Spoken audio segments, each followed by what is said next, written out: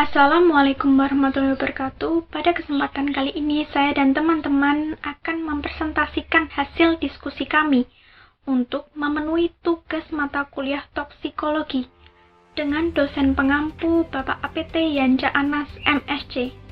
Kami dari kelompok 9 yang beranggotakan saya sendiri Aprisilia Kartikasari, Nur Hayati, Lutfi Nur Arifah, Novi Nur Afifah, dan Umi Hanifah Rahayu. Kami di sini mendapatkan kasus 9, yaitu di mana seorang pasien laki-laki usia 27 tahun, berat badan 58 kg dilarikan ke UGD suatu rumah sakit karena mengalami keracunan arsen akibat usaha pembunuhan. Pasien mengalami kelumpuhan, sakit perut yang hebat, muntah yang berwarna hijau, dan diare. Peristiwa keracunan diperkirakan terjadi 30 menit yang lalu. Apoteker dan tenaga kesehatan lainnya menyiapkan obat-obatan dan bahan-bahan medis lainnya di depo UGD untuk terapi pasien tersebut. Presentasi selanjutnya akan dilanjutkan oleh rekan saya Nur Hayati. Baik, terima kasih. Saya Nur Hayati. Di sini saya akan melanjutkan yaitu mengenai penjelasan singkat tentang seputar toksisitas senyawa arsenik dan efek dari senyawa tersebut. Adapun faktor yang dapat mempengaruhi toksisitas dari arsenik ini sulit untuk dipelajari. Hal ini dikarenakan adanya kemampuan dari arsen tersebut untuk masuk di antara keadaan oksidasi dan bentuk organomental. Arsenik ini dapat berperan dalam reaksi oksidasi reduksi dengan jenis oksigen yaitu seperti O2, O3, dan H2O3. Nah, reaksi ini juga bergantung pada pH dan atau keberadaan dari ligan organik yang membentuk kompleks dengan logam atau metaloid. Efek toksik dari arsen adalah adanya gejala overdosis dengan disertai timbulnya kejang, kelemahan otot, dan kebingungan. Bagaimana dengan mekanisme aksi dari toksisitas arsen? Untuk pertanyaan selanjutnya yaitu gejala toksisitas yang mungkin terjadi akibat keracunan arsen serta dampaknya bagi kesehatan tubuh pasien.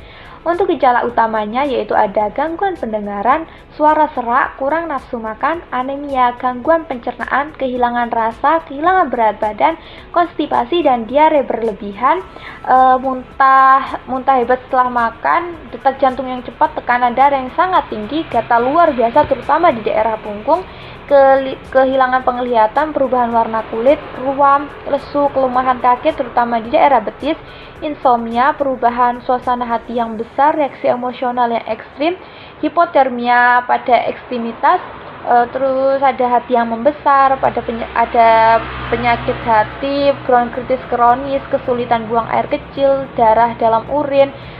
Nah, untuk strategi terapi keracunan yang tepat pada pasien tersebut yaitu segera melakukan resusitasi cairan dengan melakukan rehidrasi dengan pemasangan infus serta kontrol tanda-tanda pasien untuk tingkat kesadaran pasien. Untuk pertanyaan selanjutnya akan dilanjutkan oleh teman saya, Novi Nur Afifah. Berdasarkan gejala umum keracunan arsen, apakah pasien membutuhkan terapi emergensi?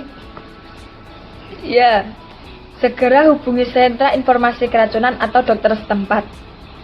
Bila terjadi muntah, jaga kepala agar lebih rendah daripada panggul untuk mencegah aspirasi. Apabila pasien mengalami pingsan, maka miringkan kepala menghadap ke samping. Segera bawa ke rumah sakit terdekat atau fasilitas kesehatan, karena pasien mengalami output yang berlebihan dengan ditandai muntah berwarna hijau serta diare. Jika tidak dilakukan resusitasi, maka pasien bisa mengalami dehidrasi yang berat, bahkan bisa terjadinya shock hipovolumik. Sediaan obat yang perlu disediakan seperti infuset dan cairan isotonis. Yang pertama yaitu policateter untuk menilai balance cairan output. Obat emergensi contohnya seperti sulfas atropin, lidocain, desamethasone, obat anti-etimelitik, dan obat antispimaletik. Apakah pasien memerlukan terapi antidot? Jika iya, maka terapi antidot apakah yang tepat untuk disiapkan? Jawabannya adalah iya.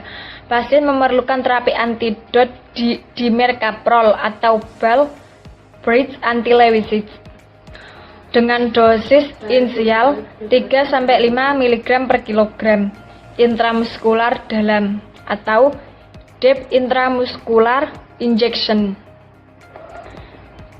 setiap 4-6 jam. Akan saya lanjutkan untuk pertanyaan selanjutnya adalah, jika pasien diberikan terapi antidot, jelaskan mekanisme aksi antidot tersebut dalam menurunkan toksisitas arsen. Untuk gugus sulfitryl dimecarpol membentuk kompleks dengan arsen tertentu sehingga mencegah atau membalikan ikatan logam enzim yang mengandung sulfitryl. Kemudian kompleks ini diekskresikan dalam urin. Presentasi dari kelompok kami, apabila ada kesalahan mohon untuk dimaafkan. Terima kasih.